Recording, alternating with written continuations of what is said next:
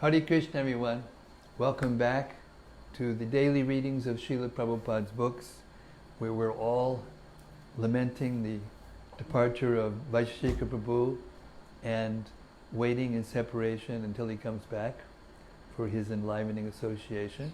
But in the meantime, we made our vow to read the Srimad-Bhagavatam every day, read Srila Prabhupada's books every day, and we are on the 29th chapter of the 10th canto of Srimad-Bhagavatam, which is very auspicious for us to be here in Govardhan reading these pastimes of Krishna and the Gopis, romantic dealings in the Rasa Lila.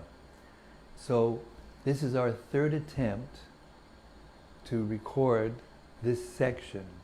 I can only tell you there's probably two reasons.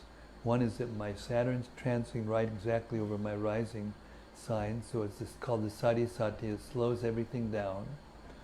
So that may have something to do with it. But on the positive side, that's a spiritually auspicious transit, because it does shear away things that are unnecessary and gives spiritual support. Saturn is a spiritual planet. It terrorizes the materialists, but it enlivens the spiritualists. So that's one reason. The other reason is that we were having problems in my room with the devices that we had to transmit through. But now we have a geo hotspot that doesn't have any of the electronics in it that the phone requires for doing all of its different functions. So hopefully this is the overall solution for my room. But we're doing our recording here in Vaisheshika Prabhu's rooms because we know it works here. Okay, this is our third try. In America we say the third time's a charm. So we're going to read from Srimad-Bhagavatam, chapter 29, starting with verse 16. And before we do, we're going to do our daily duty of reading the Srimad-Bhagavata Mahima Stotram, Sanatana Goswami's beautiful glorification of Srimad-Bhagavatam, which if you actually meditate on it while we hear it and try to understand what the Srimad-Bhagavatam is, as defined by Sanatana Goswami, it will help you enter deeper into the Bhagavatam. So, Srimad-Bhagavatam Mahima Stotram, it goes like this. If you know it, please chant along with us. Sarva Shastrabdipi Yusha, Sarva Vedaika Satpala, Sarva Siddhanta Ratnadya, Sarva Lokaika Drikprada. O nectar from the ocean of all scriptures, singular fruit of all the Vedas, rich mine of the precious gems of all conclusive truths, you are the only giver of sight to all the worlds. Sarva Bhagavata Prana, Srimad Bhagavata Prabhu, Kalidwandoditaditya, Sri Krishna Parivartita. O life air of all the Supreme Lord's devotees, O Master, Srimad Bhagavatam, you are the sun risen in the darkness of Kali. You are the exact image of Sri Krishna. Paramananda Pataya Prema Varshaksharayate Sarvada Savasevyaya Sri Krishnaya Namostume. I bow down to you who are supremely blissful to read. Your every syllable pours down a flood of prema. You can always be served by everyone. You are Sri Krishna himself. Madeka Bando Matsangin Madguro Mad Mahadana Mannisadaga Madbhagya Madanandana Mostute. My only friend, my constant companion, my spiritual master, my great wealth, my savior, my good fortune, my source of ecstasy, I bow down to you. Asadu saduta dayin atini chochata kada hanamuncha gadachin mam premnarit kantayospura O bestower of saintliness to the unsaintly, O exalter of the most fallen, please never leave me. Always appear in my heart and my voice with pure love. Om Namo Bhagavate Vasudevaya. Om Namo Bhagavate Vasudevaya. Om Namo Bhagavate Vasudevaya. So, Krishna, noticing the lovely atmosphere being created in Braja, has decided to meet the Gopis. And we heard in the first 15 verses, all the different explanations of our acharyas about how this pastime is not material in any sense. First of all, Krishna was 8 years old. And second of all, his body is completely spiritual. There's no lust in it. Second of all, the gopis who were participating were also dancing in their spiritual bodies, not their material bodies. And therefore there's no question of there being any impropriety. There's no question of there being any lust, any desire for personal gratification. This pastime is enacted completely on the spiritual platform in pure, unadulterated spiritual love.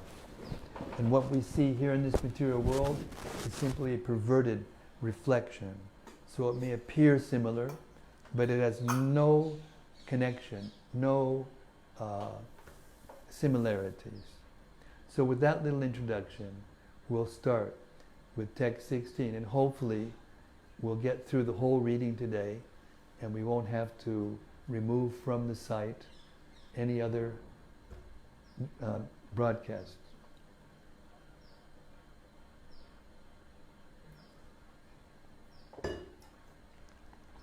Text 16.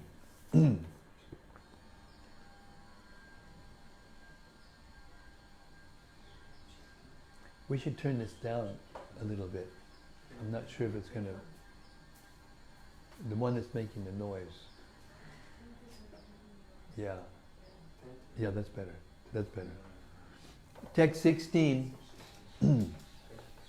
You should not be so astonished by Krishna, the unborn master of all masters, of mystic power, the Supreme Personality of Godhead.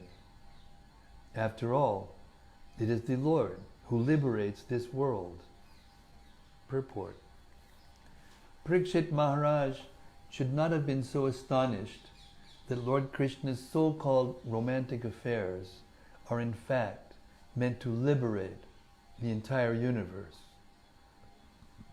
After all, that is the Lord's purpose, to bring all conditioned souls back home, back to Godhead, for an eternal life of bliss and knowledge. The Lord's conjugal affairs with the gopis fit in very nicely with that program, because we who are actually lusty in material consciousness can be purified and liberated by hearing of them. In the first canto of Srimad-Bhagavatam, 1.5.33, Narada Muni states, Amayo yash chabhutanam jayate yena suvrata tadeva yamyayam dravyam napunati chikitsitam. A good soul, O good soul, does not a thing applied therapeutically cure a disease that was caused by that very same thing? Thus Krishna's romantic affairs, being pure spiritual activities, will cure those who hear about them of the disease of material lust. Text 17. Seeing that the girls of Braja had arrived, Lord Krishna, the best of speakers, greeted them with charming words that bewildered their minds. Purport. Having established the spiritual nature of the gopis' love for Krishna. Shukadeva Goswami proceeds with his narration. Text 18. Lord Krishna said, O most fortunate ladies, welcome.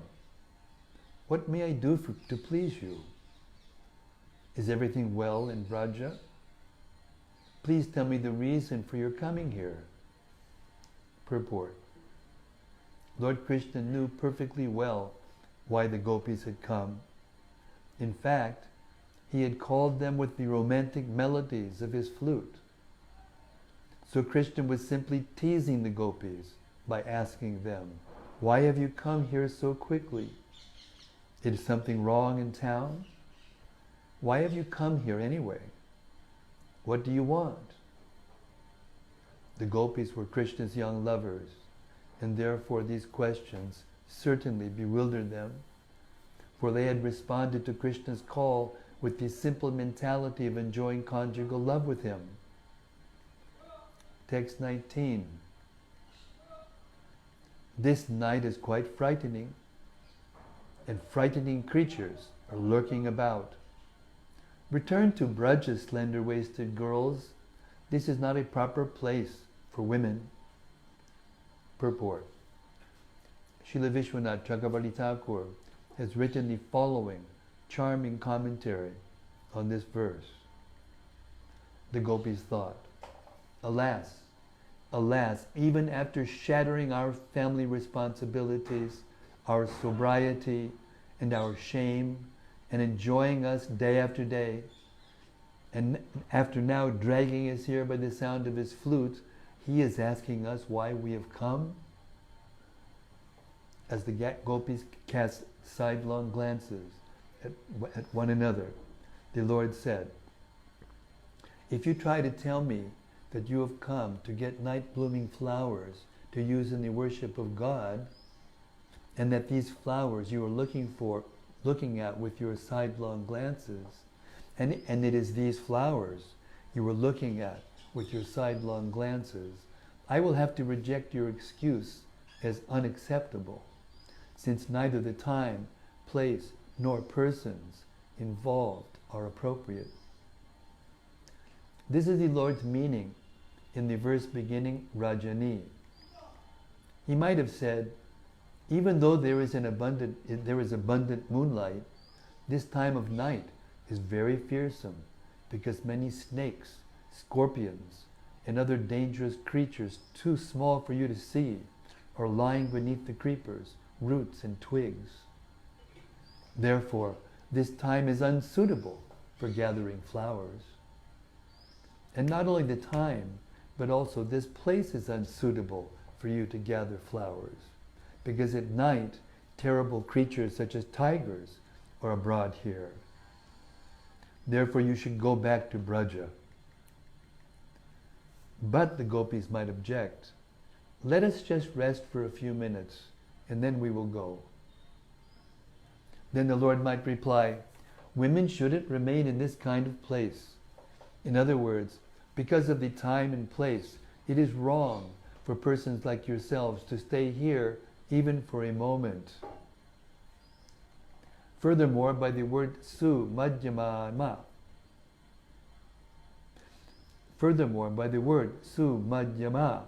O slender-waisted ones, the Lord implied, you are beautiful young girls, and I am a beautiful young boy, because you are all very chaste, and I am a brahmachari, as confirmed by the words Krishna brahmachari in the Shruti, Gopal Tabani Upanishad.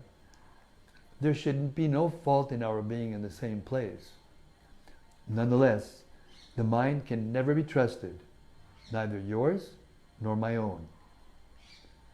The Lord's inner eagerness thus hinted at is obvious if we read his words between the lines as follows. If out of shyness you cannot tell me the reason you've come, then don't speak. I already know it anyway, so just listen as I tell it to you. Thus the Lord speaks the words beginning Rajani. The following statement by Krishna is based on an alternative meaning of the verse derived when the Sanskrit words are separated in a different way. The alternative separation, according to Srila Vishwanath Chakravarti, would be Rajani Esha Agora Rupa Agora Sattva Nishevata Parityata Vrajamna Iha Steyam Stribi Sumajyamaha. Through Srila Vishwanath Chakravarti's commentary, Krishna now explains the meaning of this division of words. The pervasive moonshine has made this night appear not at all fearsome, and therefore this forest is populated by harmless creatures such as deer, agora sattvai, or else by animals such as tigers that are harmless because of Vrindavan's naturally non-violent atmosphere.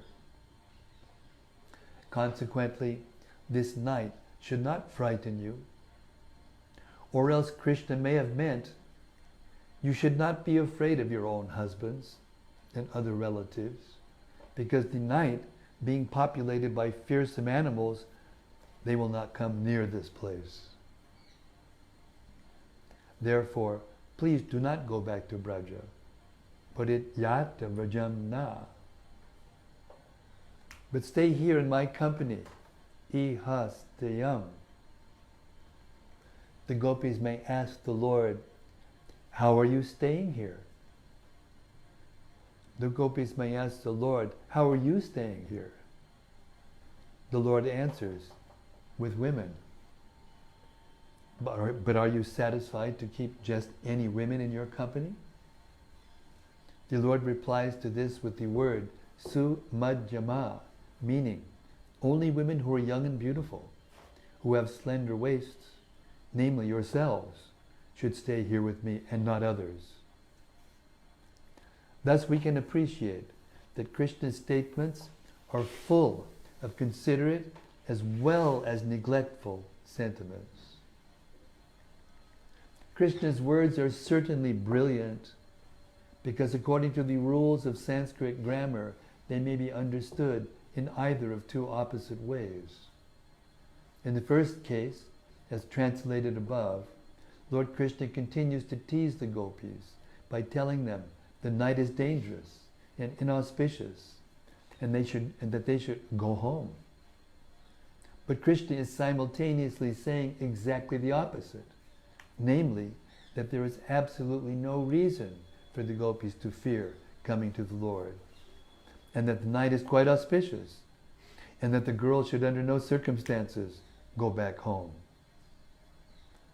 Thus Lord Krishna simultaneously teases and enchants the gopis with his words. Text 20. This is why we need the commentaries of our acharyas to explain to us the meanings of these verses. Without the purports, without the commentaries, there's no way that we can enter and understand what's going on in any of the scriptures, but particularly this pastime. Text 20. Not finding you at home, your mothers, fathers, sons, brothers, and husbands are certainly searching for you. Don't cause anxiety for your family members. 21 and 22. Now you have seen this Vrindavan forest, full of flowers and resplendent with the light of the full moon.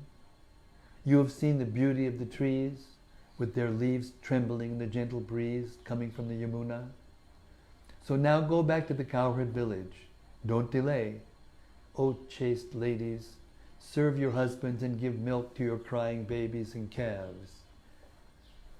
Now we're going to hear the other meaning of this same verse.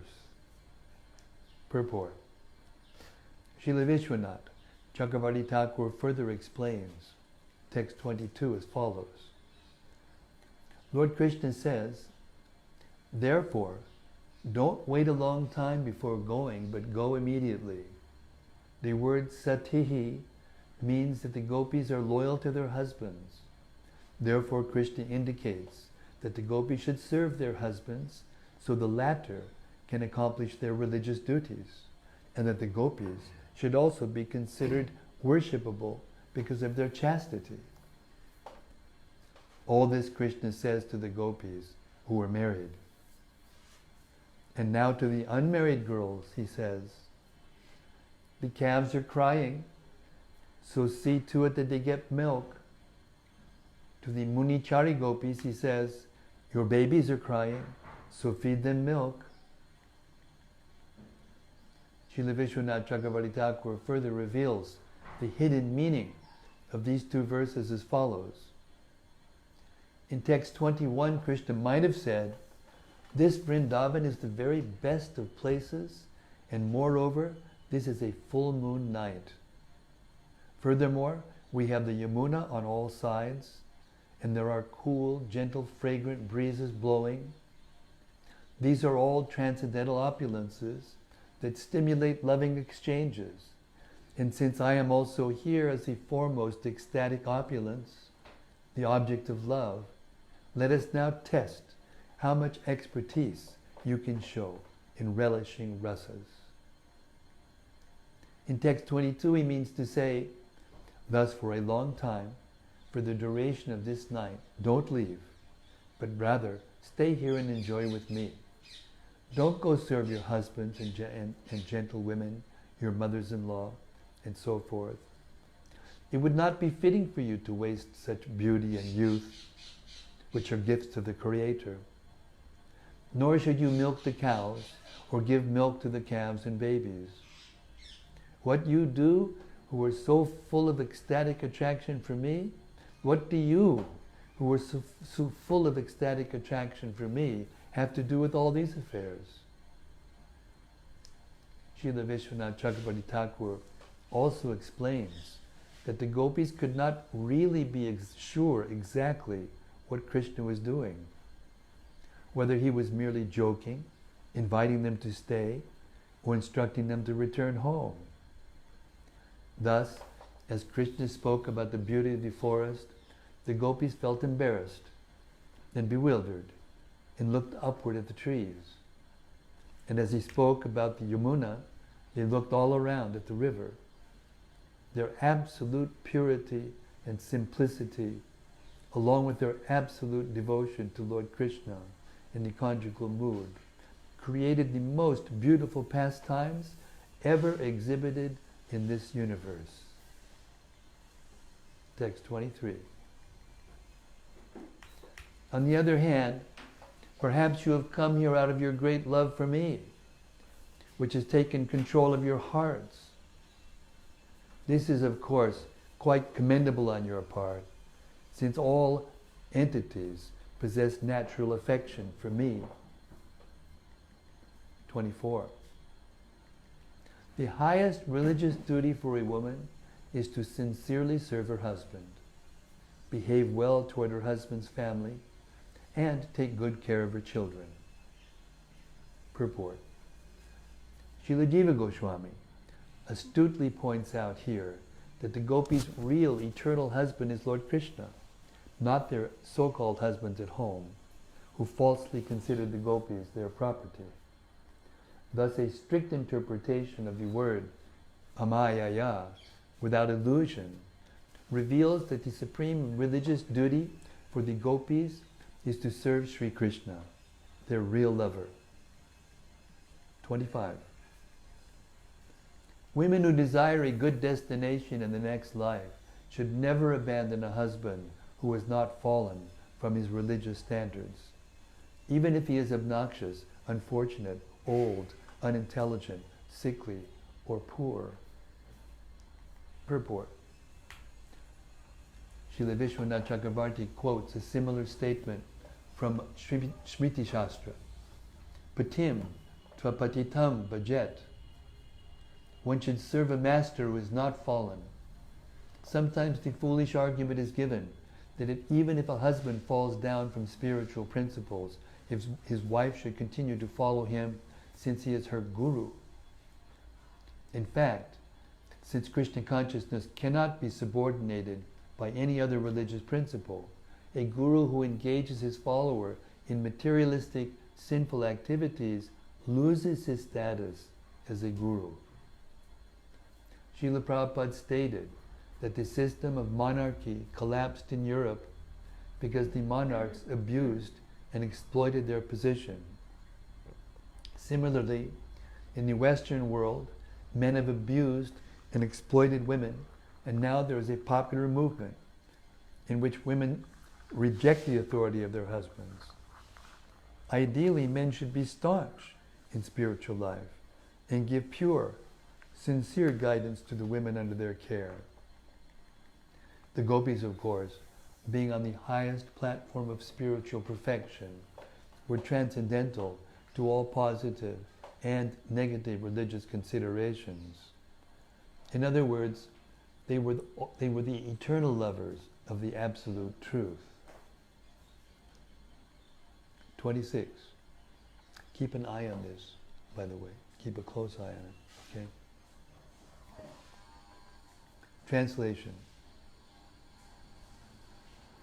For a woman from a respectable family, petty adulterous affairs are always condemned. They bar her from heaven, ruin her reputation, and bring her difficulty and fear. 27.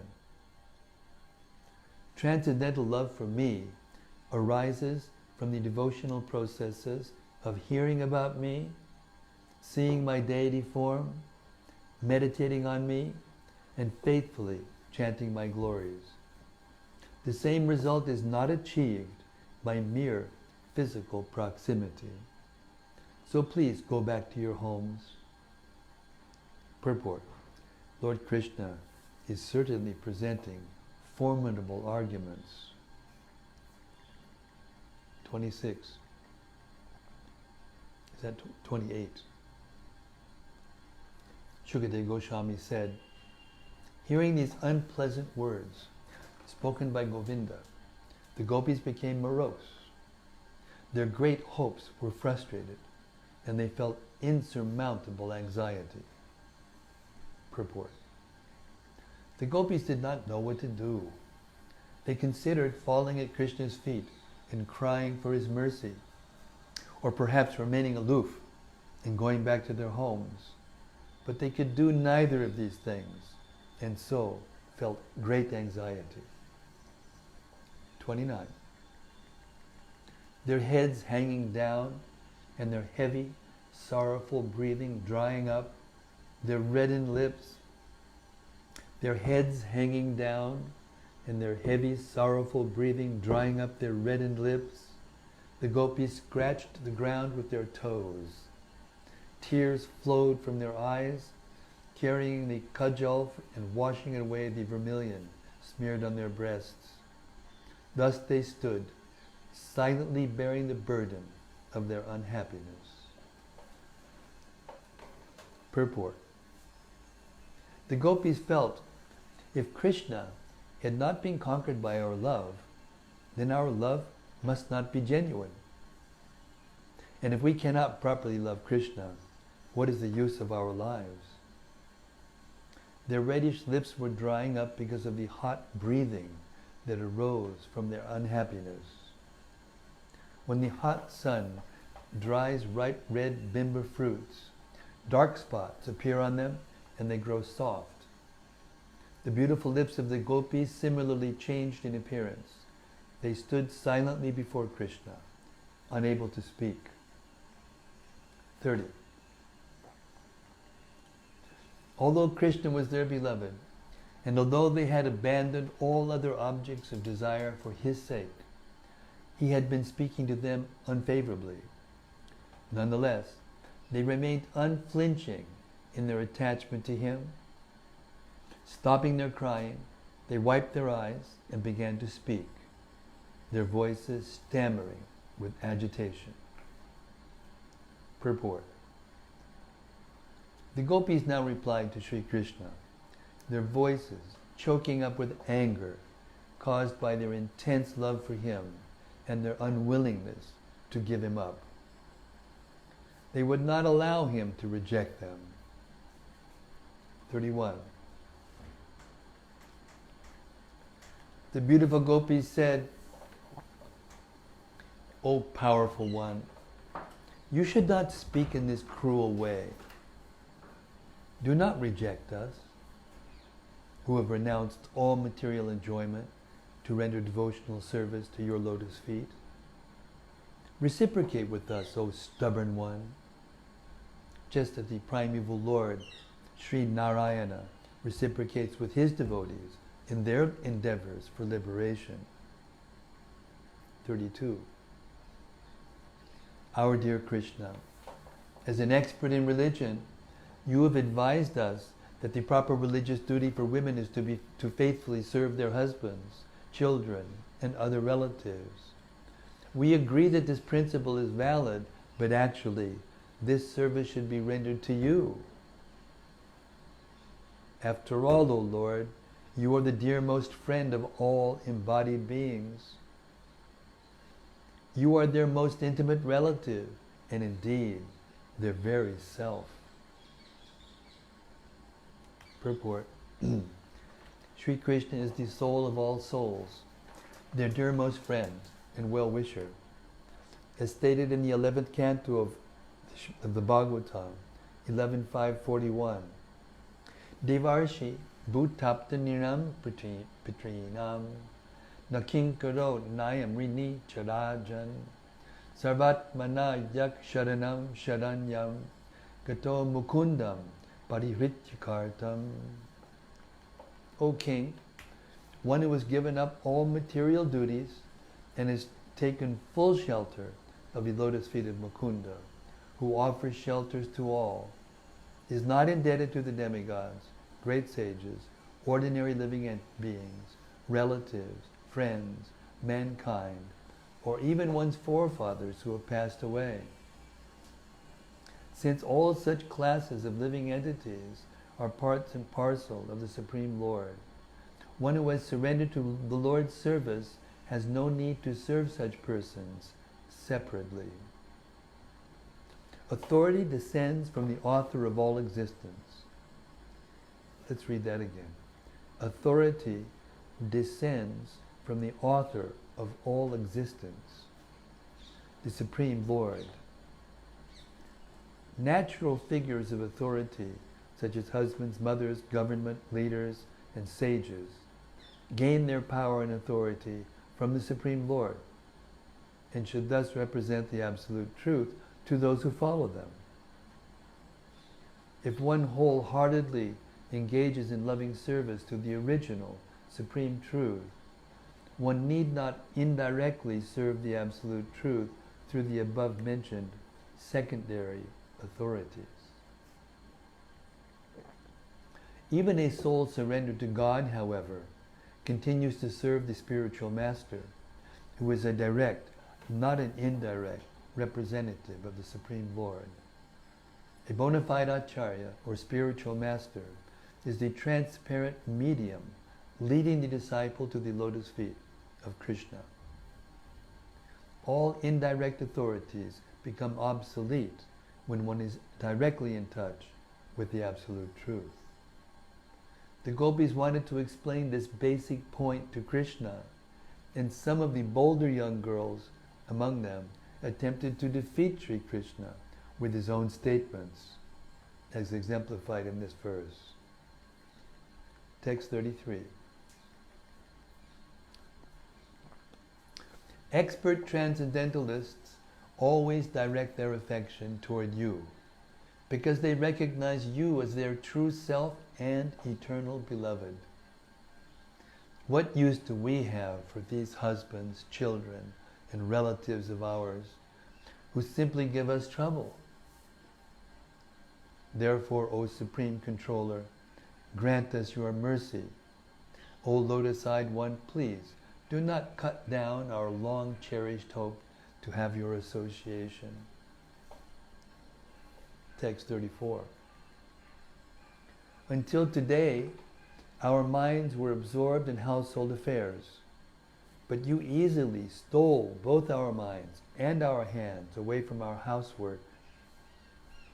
Now our feet won't move one step from your lotus feet. How can we go back to Braja? What will we do there? Purport. Krishna had blown into his flute, and the intoxicating music that had come out of its holes had stolen the minds of the young Gopi girls. Now they had come to see Krishna to demand their stolen property, to demand back their stolen property. But they could not regain their mind, but they could regain their minds only if Sri Krishna accepted them and engaged with them in conjugal affairs. Sri Krishna might have replied, "But my dear Gopis, just go home for now. Let me consider the situation for a day or two, and then I will give you back your minds." In reply to this possible argument, the Gopis state, "Our feet refuse to move even one step. So please give us back our minds and accept us, and then we will go away." 35. Dear Krishna, please pour the nectar of your lips upon the fire within our hearts, a fire you ignited with your smiling glances and the sweet song of your flute. If you do not, we will consign our bodies to the fire of separation from you, O friend, and thus, like yogis, attain to the abode of your lotus feet by meditation. 36. O lotus-eyed one, the goddess of fortune considers it a festive occasion whenever she touches the soles of your lotus feet. You are very dear to the residents of the forest, and therefore we will also touch those lotus feet. From that time on, we will be unable to even stand in the presence of any other man, for we will have been fully satisfied by you. 37. Goddess Lakshmi, whose glance is sought after by the demigods with great endeavor, has achieved the unique position of always remaining on the chest of her Lord, Narayana. Still, she desires the dust of his lotus feet, even though she has to share that dust with Tulsi Devi, and indeed with the Lord's many other servants. Similarly, we have approached the dust of your lotus feet for shelter. Purport. The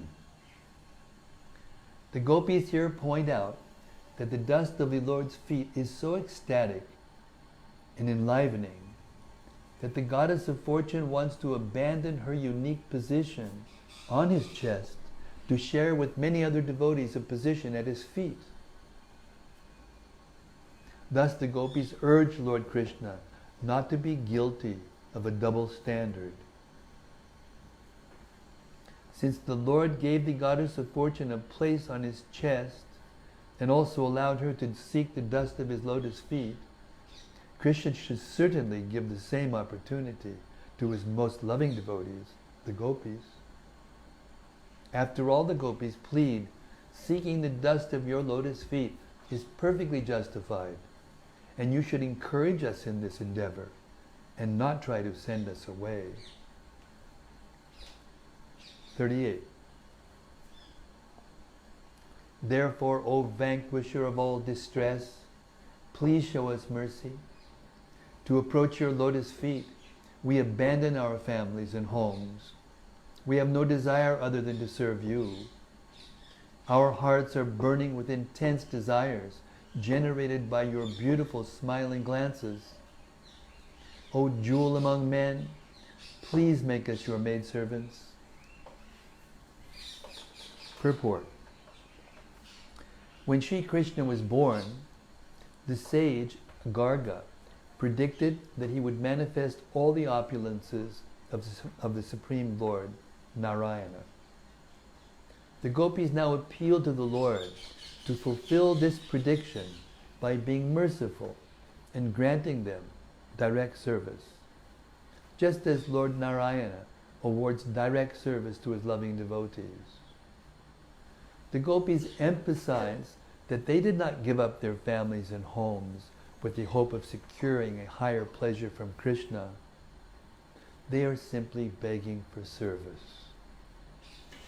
I'm going to repeat that, because this is the key to the whole pastime.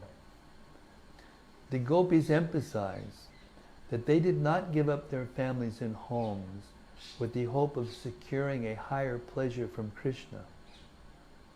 They are simply begging for service, revealing their pure-hearted devotion. In other words, they only wanted to please him. They had no interest in pleasing themselves. And that is the difference between lust and love, as defined by Chaitanya Charitamrita. Love is like gold, lust is like iron. Love is the desire to satisfy the senses of the beloved, the absolute truth, and lust is the desire to satisfy our own senses. The Gopis think, if in the course of your pursuing your happiness, we somehow or other become happy by seeing your face, what is the harm in that?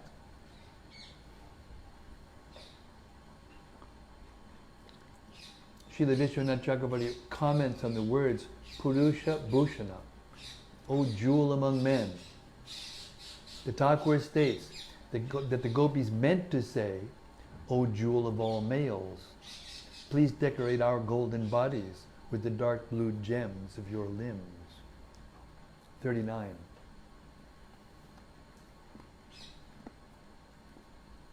Seeing your face encircled by curling locks of hair, your cheeks beautified by earrings, your lips full of nectar, and your smiling glance, and also seeing your two imposing arms, which take away our fear, and your chest, which is the only source of pleasure for the goddess of fortune, we must become your maidservants. Purport. Srila Vishwanath Chakravarti Thakur envisions the Gopis' dealings with Krishna as follows. The Gopis reply, O Krishna says, you want to become my servants, so do I have to buy you with some payment? Or are you giving yourselves freely? The Gopis reply, since the beginning of our youthful womanhood, you have been purchasing us. I'll say that again. This is so sweet. The Gopis reply, since the beginning of our youthful womanhood, you have been purchasing us with a payment millions and millions of times more than enough. The payment is that payment is your gem-like smiling glance, which constitutes a great treasure we have never even heard about or seen anywhere else. When you put your golden turban on your head, your maidservant will act as your valet, pulling up the turban bit by bit until it is in just the right position. And even while you shake a chastising finger at her, trying hard to prohibit her, she will put her hand beneath your turban and take the opportunity to glance at your face. Thus, we, your maidservants, will relish with our eyes your abundant sweetness. Krishna says, your husbands will not tolerate this behavior of ours. They will complain bitterly to King Kamsa, thus producing a fearful situation for me and for you as well. The Gopis say, but Krishna, your two mighty arms make us fearless, just as they did when you held up Govardhan Hill to protect us from the pride of Mahendra. Those arms will certainly kill that beast Kamsa. But being a religious person, I cannot make others' wives my maidservants. O crest jewel, O dear crest jewel of religious personalities, you may say that you refuse to make the cowherds' wives your maidservants, but by force you have already taken Lakshmi, the wife of Narayana, from Vaikuntha and are carrying her around on your chest. Out of shame, she has assumed the form of a golden lion on your chest, and she takes her only pleasure there. Besides, within all the 14 worlds and even above these worlds, in Vaikuntha Loka, beyond this universe, you never reject any beautiful woman, no matter who she is or whom she belongs to. We know this quite well.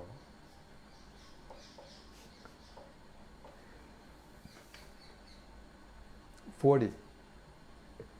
Dear Krishna, what woman in all the three worlds wouldn't deviate from a religious behavior when bewildered by the sweet, drawn-out melody of your flute? Your beauty makes all the three worlds auspicious. Indeed, even the cows, birds, deers, and trees manifest the ecstatic symptoms of bodily hair standing on end when they see your beautiful form.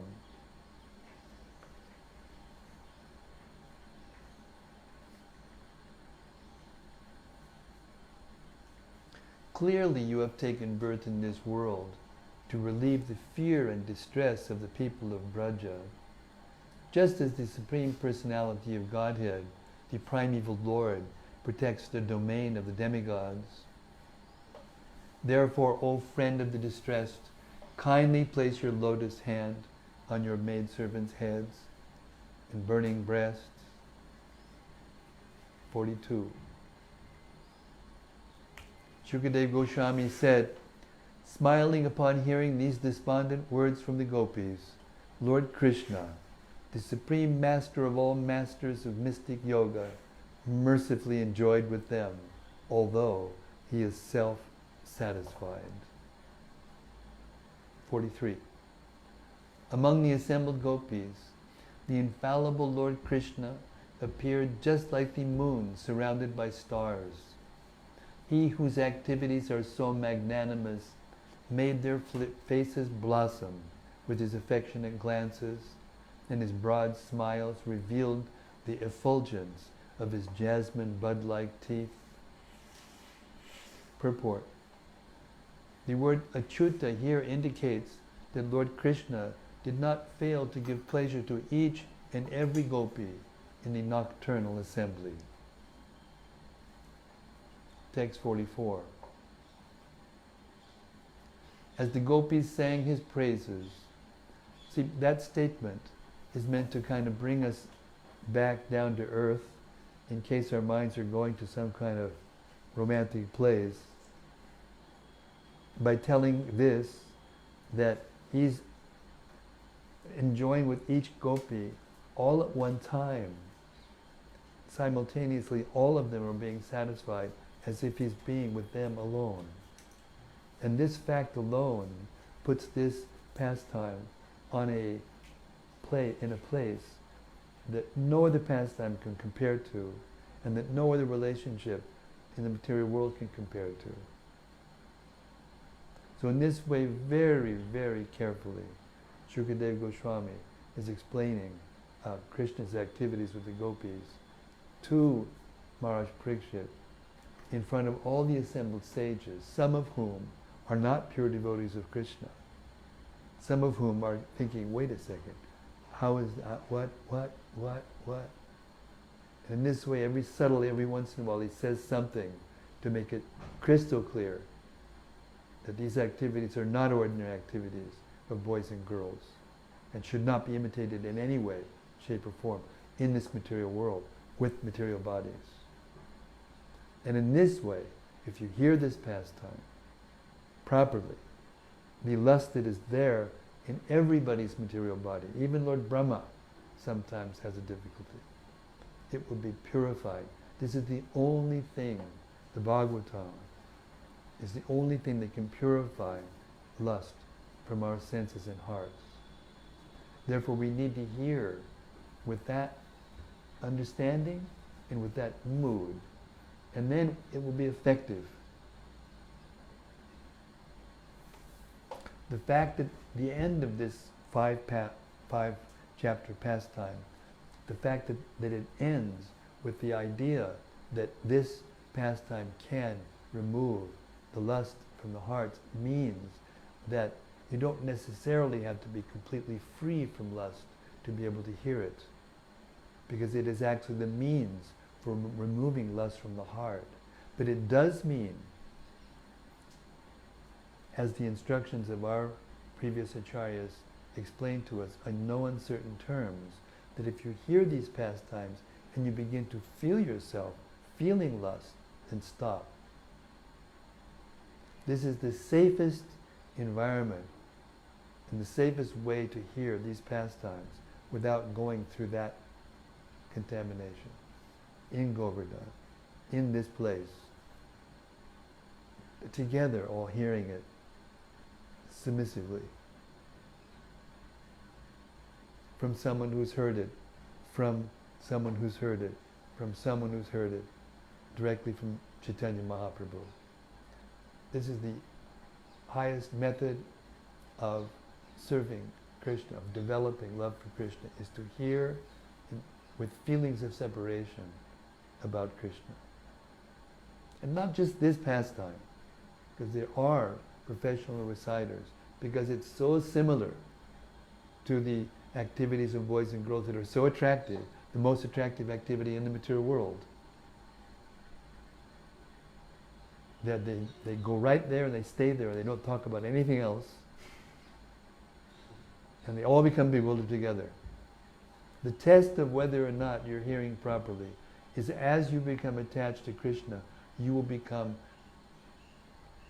blissful to hear anything about Krishna.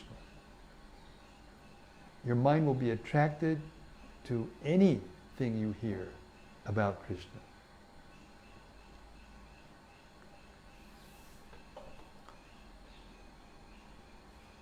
Text 44. As the Gopis sang his praises, the leader of hundreds of women sang loudly in reply. He moved among them, wearing his Vaijayanti garland, beautifying the Vrindavan forest. Purport. According to Srila Jiva Goswami, Lord Krishna sang many wonderful melodies and meters, and the Gopis accompanied him, following his lead. Krishna's singing on this occasion is described in the Sri Vishnu Purana.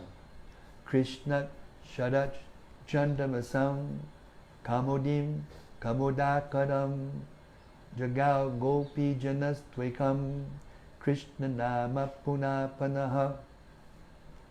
Krishna sang the glories of the autumn moon, the moonshine, and the lotus-filled river, while the Gopis simply sang his name repeatedly. Text 45, 46. Somebody asked the question the other day, did they chant Hare Krishna in the spiritual world? Remember? Somebody asked that question. Well, here it is, direct.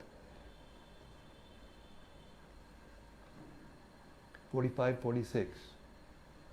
Sri Krishna went with the Gopis to the bank of the Yamuna, where the sand was cooling and the wind, enlivened by the river's waves, bore the fragrance of lotuses. There Krishna threw his arms around the Gopis and embraced them. He aroused Cupid and the beautiful young ladies of Braja by touching their hands, hair, thighs, belts, and breasts, by playfully scratching them with his fingernails, and also by joking with them, glancing at them, and laughing with them. In this way the Lord enjoyed his pastimes. 47. The Gopis became proud of themselves for having received such special attention from Krishna, the Supreme Personality of Godhead, and each of them thought herself the best woman on earth. Purport. The Gopis were proud because they had attained as their lover the greatest of all personalities. So in a sense, they were proud of Krishna. Also, the pride of the Gopis was a pretense created by Krishna's pastime potency in order to intensify their love for him through separation. In this connection, Srila Vishwanath Chakrabarti Thakur quotes Bhart Munis, Natya Shastra, Navina Vipralambina Sambhoga Pushtimashnute. Direct contact is not fully appreciated until separation has been experienced. Text 48. Lord Krishna, seeing the gopis too proud of their good fortune, wanted to relieve them of this pride and show them further mercy. Thus, he immediately disappeared. Purport. The word prasadaya here is significant. Lord Krishna was not going to neglect the gopis. Rather, he would increase the power of their loving affairs by making another spectacular arrangement. After all, the gopis were basically proud of Krishna. He also made this arrangement, as we shall see, to show special favor to the beautiful young gopi, daughter of King Vrishabhanu. Thus end the purports of the humble servants of His Divine Grace, A.C. Bhaktivedanta Swami Prabhupada, to the 10th canto, 29th chapter of Srimad-Bhagavatam, entitled Krishna and the Gopis Meet for the Rasa Dance. Haribo! Jaya Radhe Shyam! Hare Krishna, Hare Ram! Rasa Lila ki Jai! Hari Hari Bo! So that's it for tonight. 5:10. That's about an hour. Very rich stuff. There's only so much of this you can take, otherwise you'll get indigestion. Okay.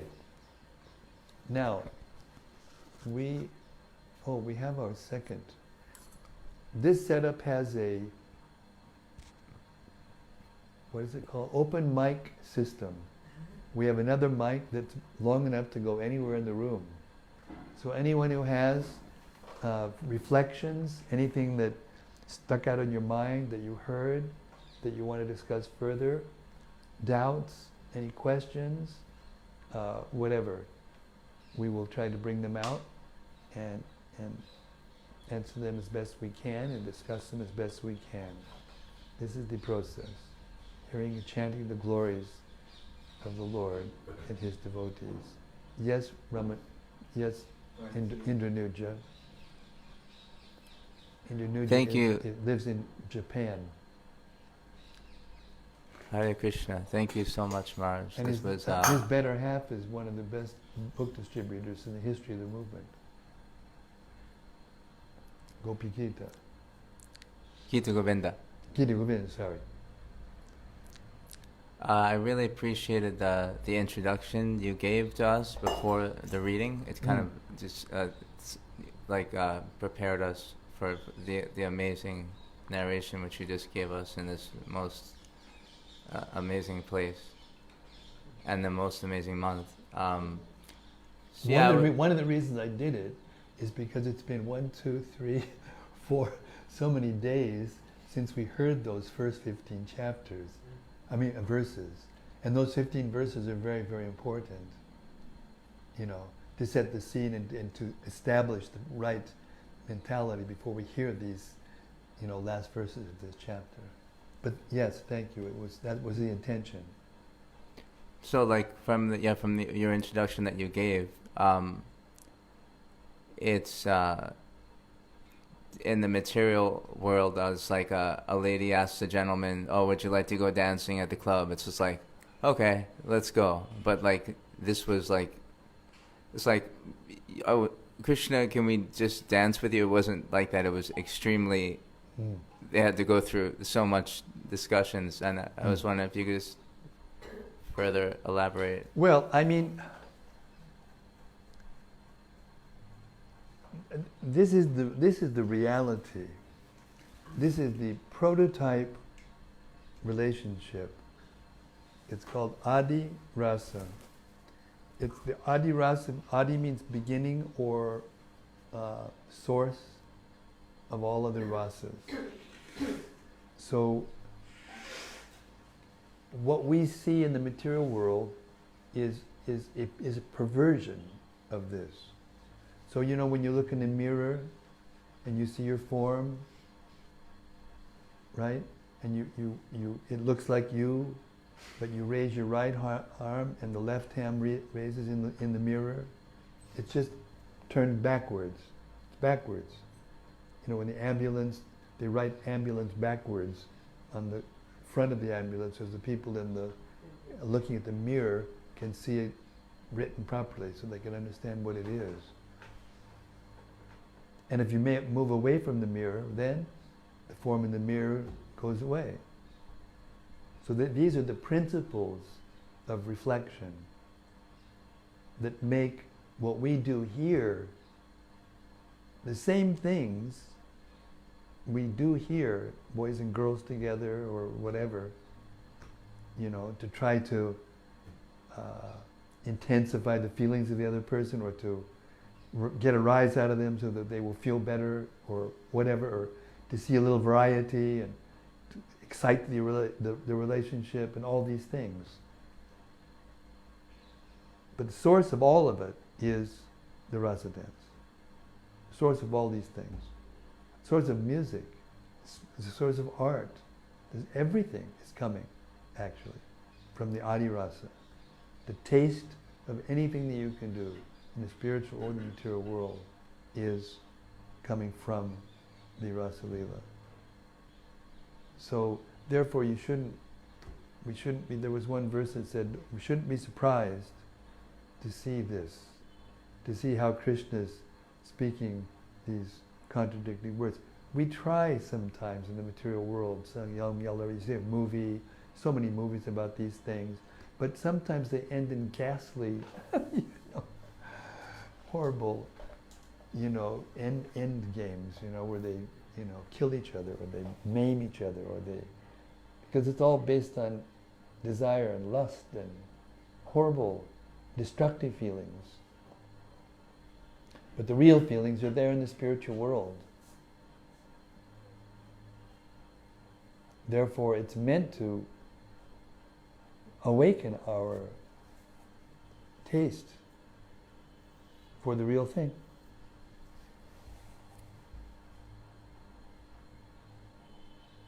It's actually, we were hearing just recently in the Krishna book, in our Krishna book readings, how Krishna showed to Lord Brahma, what real mystic power is. Lord Brahma's got this power to create a whole universe. I mean, he's so powerful, we can't even imagine. And then Krishna, just in front of his eyes, expanded himself into, unlimited numbers of Vishnu forms, and with the universes and all the energies and all the living beings bowing down, and he saw that all in front of his eyes, and he said, oh my God,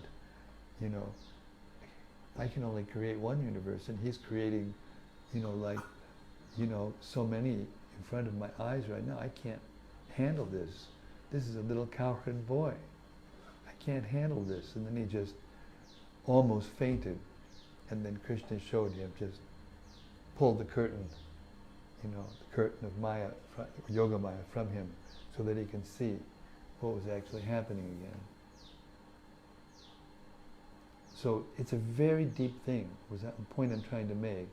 It's a very deep thing, and it can only be fully appreciated by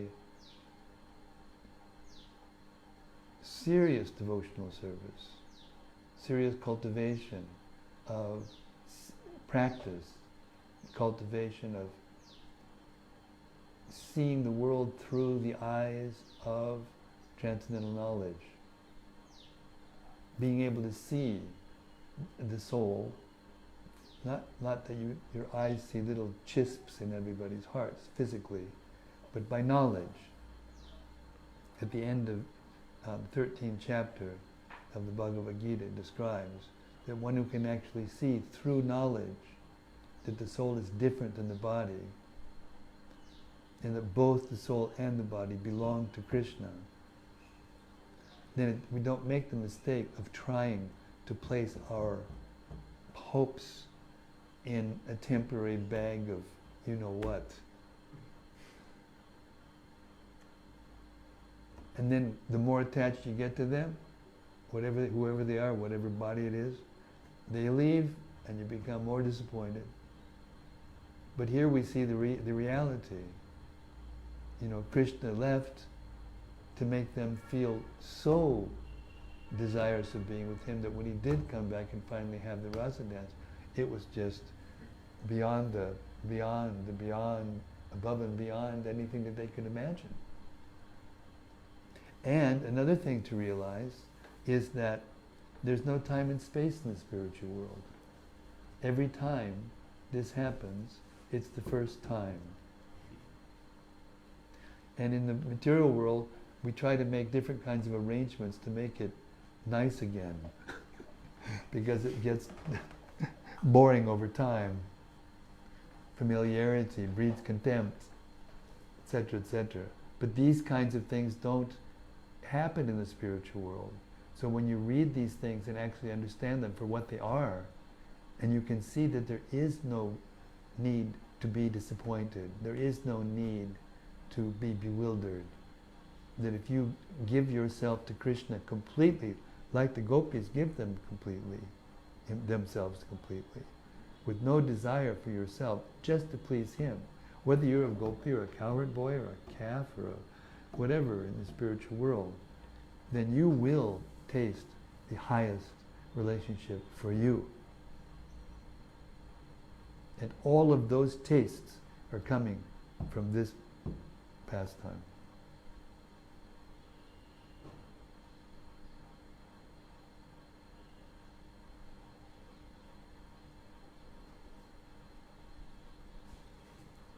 Yes. Yeah, I was just amazed how this philosophy is so it's such a mature philosophy. It's not fanatic. In many other philosophies, they try to say that this doesn't work, no enjoyment here, so therefore all personality is just illusion, or we should just renounce everything and we should not do anything activity. But we can do everything. We just do it in the right way, basically. We try to engage everything in Krishna's service, and it becomes pure. Yes. Just because like you said, everything's from the spiritual world, everything's there. So it's just such an amazing. I just got kind of in awe over our philosophy. Yeah. There's a wonderful. I mentioned this the other night when we were reading with the Krishna book. Vaisheshika Prabhu asked me to elaborate on this point, or somebody did. In Sanatana Goswami's Brihat Bhagavatamrita, there's a section there that includes a description of how that mentality that you just described, how the expectation is to remove any kind of variety. Because here in the material world, the variety is just causing us, distress. So eventually, the impersonalists want to come to a goal where there's nothing else, no more place to go, nothing else to do. And it forces them, that misconception forces them to abandon form and relationship and activities and variety and everything that the soul actually needs. And therefore they think, their philosophy is, that there's some defect in the Vaishnava philosophy because there's no goal. It just goes on and on and on. And the reason is because when you reach the absolute truth, there is unending unfolding of variety, of different relationships and different experiences and different sensations and different tastes that never go away and always increase, and therefore there's no defect in it to not have a kind of goal that shuts everything down. That's why it's described in the Bhagavatam that loving devotional service to Krishna puts to shame the so-called pleasure, so-called relief that you get from stopping material modes of nature, becoming liberated, so-called liberated. And we can taste, according to our capacity, a little drop of this.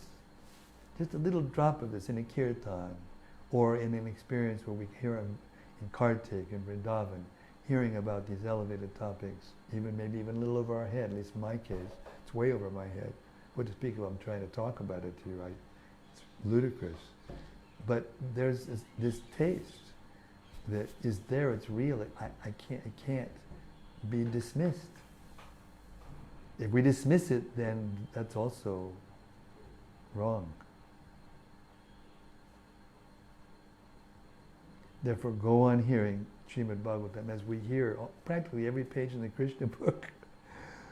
If you yellow line every time Prabhupada says that you get perfection by hearing and chanting the glories of Krishna's pastimes. I mean, you fill the whole book up. So many times he says.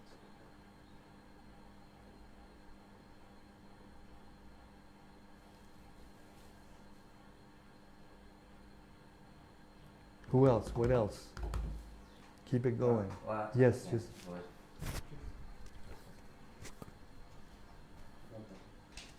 He gets another turn. He spoke one. You haven't spoken yet. I was just when the Mahamantra is compared to Krishna's flute, and then this pastime is playing the flute and attracting the Gopis' mind. So I was just wondering about if you could say a bit more on that, and also about when it talks about that there were pride, but that pride was for Krishna. So that's an interesting point. I thought that point came out to me also when we were reading. How it is that their pride as the persons who were fortunate enough to be the only ones to be able to do this with Krishna, but actually the pride is in Krishna. Because it's coming from the fact that Krishna's involved and he's everything. That's why I thought it was very interesting how they gave all these philosophical explanations. I mean, they were actually explaining how he's the absolute truth, Even though they don't seem like that, they actually do. This is a common misconception. It's like sometimes people think when we go to the spiritual world, you don't think of Krishna as God, and you have transcendental, so-called spontaneous, intimate relation, but they know he's God. Their love is just so powerful that it just overcomes it. It covers it or buries it.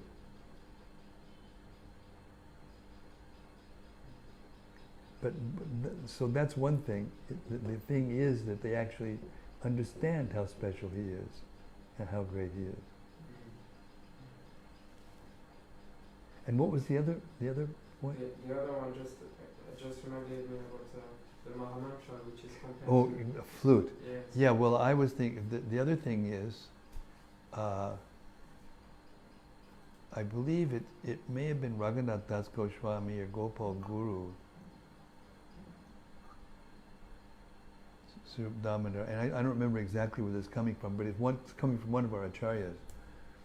Of course, there is no source for the Mahamantra. The Mahamantra is eternal. It's co-eternal with Radha and Krishna. Just the Vedas are co-eternal with Krishna. Krishna doesn't even claim to be the author of the Vedas. He is the source of the Vedas because everything emanates from him. But they're eternally co-eternal. So, one of our acharyas says that the Mahamantra comes from Radharani when she's in the most forlorn state of separation, the most intense state of separation. She's just by herself and she chants the Mahamantra.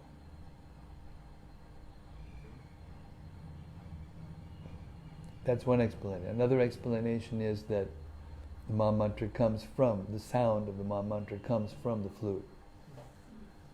And then it transforms when it touches, Brahma, it becomes Om.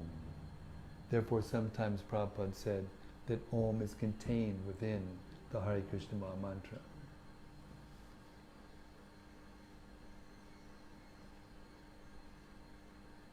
And another way of looking at it is, hey, flute songs are attractive. The sound of very popular, powerful. I don't even know who the latest one is. Beyonce or what? There was some big ones that when people hear the sound of their voice, they just go nuts. You see? That's the power of sound. And that sound, again, the Adi sound, the original sound, is the sound of Krishna's flute. Not that it never was, and it wasn't, and all of a sudden it is, and therefore it's the first. It's eternal. But all other sounds are related to it. That's why when Krishna's flute sound is in the atmosphere, things happen, like the rivers start flowing differently, and stones melt, and non-moving things become moving, and moving things become non-moving, and stunned, and all these things. There are footprints on Govardhan, and prints of other things in stone, when the stone melts, and sometimes the crown of Balaram falls up. There's one story down here. There's a place where the crown or the Mukut fell off Balaram's head and landed on a stone beneath where he was sitting, which was up on the hill. And the story goes that he was watching the Rasa dance, Rasa Krishna dance, which happens, it's a big circle, really big circle, and the center of it is closer to Chandasarovara, and it moves. Sometimes it's over here at Rasastali, sometimes it's over at Chandasarovara, which is a place I don't know how many kilometers away. And Balaram was watching from a distance, and he was on top of the hill, and he saw Krishna dancing with all the girls. Oh, Krishna's dancing with the Gopis. And then he looked more carefully, and he said, wow, all those Gopis looked similar. And then he looked more carefully, and it was Radharani. He was just dancing with Radharani, but many Radharanis and many Krishna and he lost it. He became so ecstatic, he just, his crown fell off, the stone melted, and it left an impression on the stone.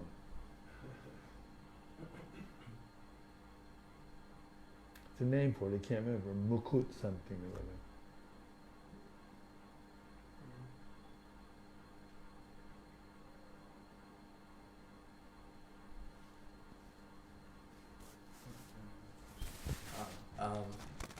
Well, yeah, you brought up the point in the lecture also, of iron and gold, and it always brings to mind one of my favorite verses of the CC. I think it's Madhya 145. Krishna Atmendriya Prativancha Dare Bale Kam Krishnandriya Prativancha Dare Premanan. Yeah. Nam. And then when you just told that story, it just brought to mind the question, Balaram has his own rasa dance. Did that take place because he became envious watching Krishna's dance? No. He has his gopis eternally. He has no envy. Matter of fact, he's so careful that when he sees Radharani, he goes another way. Because he knows if he sees Radharani somewhere in Braj, that means Krishna's around someplace, and he goes somewhere else. So did his first rasa dance take place like simultaneously or after? I don't know. Beyond my pay grade. Maybe I get a raise. I'll be able to understand it someday. You have to keep getting raises, One of the interesting things you mentioned was definitions in the Chaitanya Charitamrita. And one of the definitions of love is that when the other person, other part of the partner, does something that's so outrageous that it deserves to be, she deserves to be abandoned, and you don't leave.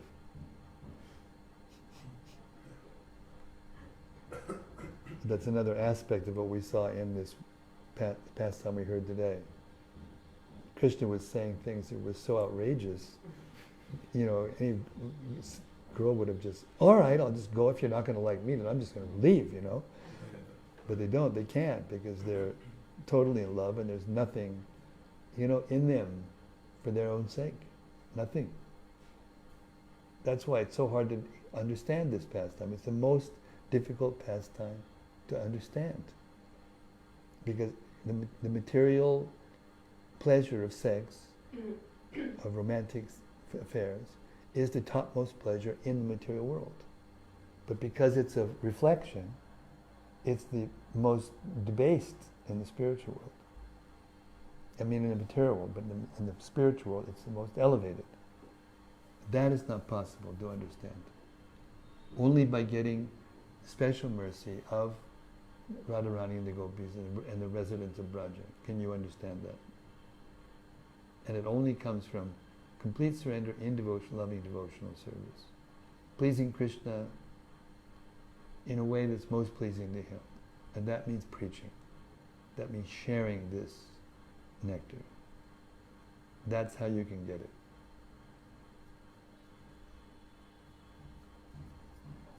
Yes. Jai Shri.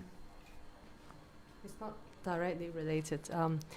Srila Prabhupada says that we have to go through the first 9 canto before we go to read or hear canto 10, so that we can know and we can understand who is Krishna properly. Yeah. But in a practical way, for example, like in Hong Kong, we are actually reading the canto 10 in the morning class. And some newcomers, they come and they are actually immediately jump into Rasa dance or even the most confidential pastime. So, and actually some senior devotees said, oh, you should not join, you should not come for the morning class, and because it's not appropriate for you to hear, something like that. So how to deal with that? Is it really inappropriate? No. It's not inappropriate, but it has to be explained properly. That's why we take such pains at explaining it properly. That's why in the first 15 verses, of that chapter, Shukadeva Goswami explains it so thoroughly. And I wanted to say one point. This is a little off the topic, but it's also related. And that is that, my godbrothers who completed the Bhagavatam for Prabhupada, these purports in these chapters are so deep and so penetrating and so profound that anybody who thinks that it's not the same as Prabhupada, and it isn't, it can't be, shouldn't be, it can't be, but it is a glory of Prabhupada that he could create devotees that were so deep they could do something like that and give us the kind of access to our Acharya's commentaries like they do. I know because I worked very intimately with Gopi, Purandarana Prabhu, for 5 years, helping him to edit the Bhagavatamrita. It's such a glory of Prabhupada. So I like to think of it like this. Yes, we must, I've had the same fear, because I made this vow. Madman as I am, I made a vow. I'm going to read the Bhagavatam out loud, wherever I go, to whoever comes in the door, and I actually have a philosophy behind it. Even new people when they come, my experience is, like for instance in Houston, we've got quite a few young people going. You were there, you saw. Quite a few young people come. Yeah, first timers. And one day it was a 9th canto in that section where it's about, the Yadu Vangsa, this one begot this one, begot this one, begot this one, begot this one, and it was just the whole chapters, like big parts of the chapter. So I thought, what am I going to do now? Should I just stop the reading and just give him a Bhagavad Gita class? But I made a vow to do it, and now what's happening is I'm realizing what happened was the purports of those verses were so classic for a new person. We were giggling. All the older devotees in the room, we were just giggling as we watched the new devotees like this, you know. That's amazing. How did that, like that? So I'm thinking, of course this had something to do with my own personal strategy or my own personal taste for preaching. I'm looking for the persons who can eventually do what I do. That's what I'm looking for. You know. So when you put out that vibration and you see who's actually responding positively, then you know where to invest your energy. So you may think, oh, they're all ineligible, therefore just shut it down, don't say these things. But among them, there are some who can appreciate. Therefore, I think that we should not, you know, stop and go back to the first canto once we get it. You know, some people do. Or they go to the point where Prabhupada stopped and they go back to the first canto. That's a mistake. That's not glorifying Prabhupada, first of all. And the Bhagavatam is meant to be heard all the way through. It's meant to be heard all the way. Then, if we come upon places where I was lucky that day, the purports just happened to be perfect. But if they weren't, it gave me a way, it gave me an opportunity to preach. And one of the things I said to them was, you know, nowadays they have these websites which you can find out who were your forefathers, what country they came from, or who they were. Like, they have some genetic, I don't know how they do it, but maybe it's just a trick, I don't know. I don't know it's true. But it's very popular. Everybody wants to know, you know, who they came from, what their forefathers were the king of England or queen of something. But we all know now where we came from. Lord Brahma. And the persons after that, we came from one of those, you know, rishis and prajapatis. We all are connected with them. What is that verse? Would you have a Gita? Does someone have a Gita? No. Anyway, I'll look it up. Somebody keep track of this verse we're on. Oh no, we're in the next chapter, so it's no problem. Oh, my computer just did it again. Been doing this lately. How was the... Perfect. We did it. Okay, what was I going to say? Oh yeah, there's this verse in the Gita, in the 10th chapter of the Gita.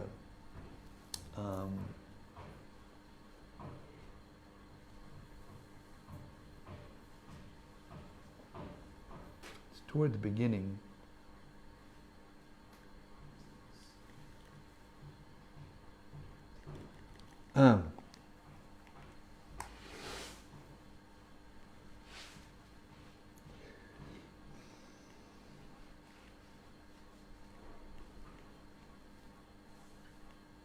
Yeah.